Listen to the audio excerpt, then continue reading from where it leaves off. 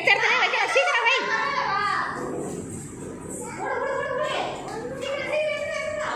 சீக்கிரம் நீங்களாம் கிளாப் பண்ணுங்க.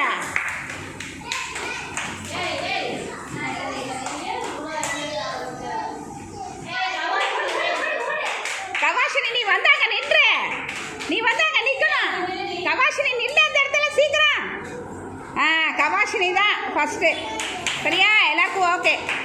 நல்லா ஃபாஸ்ட்டாக கிளாப் பண்ண எல்லாரும் கவாஷினிக்கு.